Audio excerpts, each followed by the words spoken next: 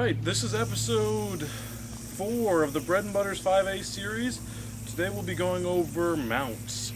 Now, mounts are some of the most useful and innovative ways you can possibly use a 5A, and I would rank them higher than 4th had I thought about it more before I made the list. So right now they're the 4th most commonly used, 4th most practiced 5A trick.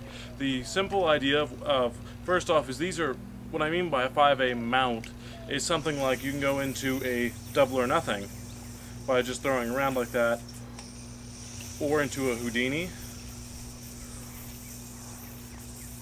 or into a left-handed trapeze, and etc. And they all have a very similar feel, and so if you learn one of them, you can kind of do all of them. So ones we'll be going over double or nothing, left-handed trapeze, Houdini mount, trap mount, and probably, if we can get in, if we have enough time, into a left-handed trapezist brother. Alright, so all of these kind of feel, well, except for trap mount. Trap mount's unique and will come in last as far as where it's going to be placed in this video, but all of them feel very similar, and they all have a very unique feel, which is kind of going around like that, where they go over your hand and over. And the initial idea of what you want to do when you first start is, we'll start off with the double or nothing because it's the basic of the list.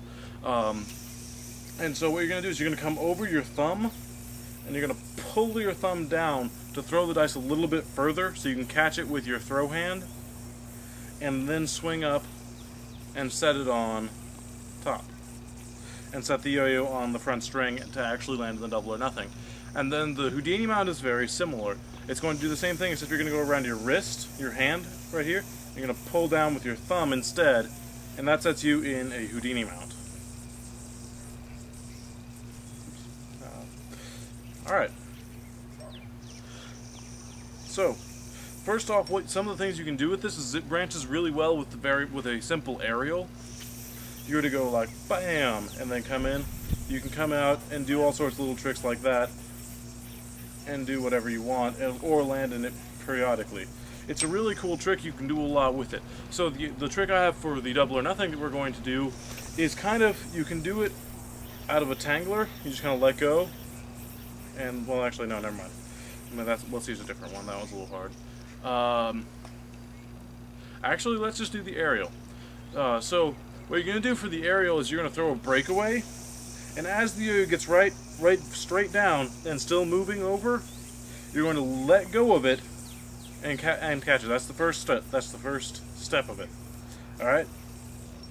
The feel of the aerial one is exactly like the regular one, so it has the same thing. You go over your thumb, pull down, and catch. Only this time, instead of going around your thumb, you're just going into it. It has the same feel. It's just over. Oh, actually, let's just do it correctly.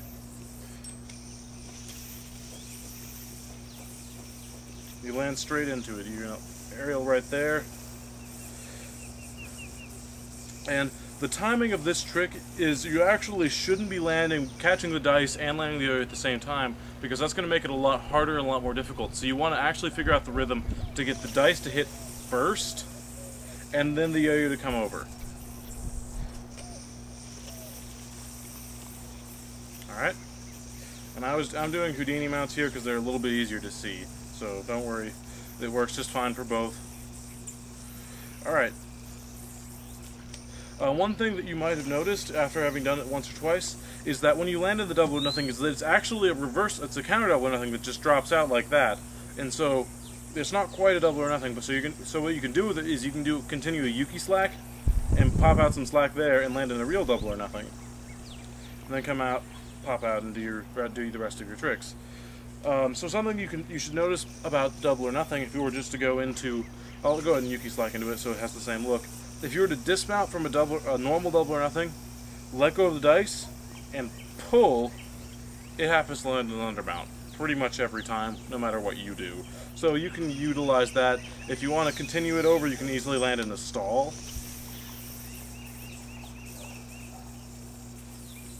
Instead of an undermount. Lots of fun. Lots of things you can do with that. So yeah, that is a Double or Nothing. If you have any difficulty getting the feel for it, just send me a message and I'll try and explain it a little bit more fully. Alright, so now now remember the Houdini is pretty much exactly like the Double or Nothing, except you're going around your wrist first and then pulling your thumb down to catch instead. People who have been doing it for a long time probably have stopped doing the pull because they've gotten really used to it, but for beginners, just try to stick with the pulling down, and that'll keep the momentum going. As you get better at it, you'll stop needing to do it so much, but it'll still be there to some degree.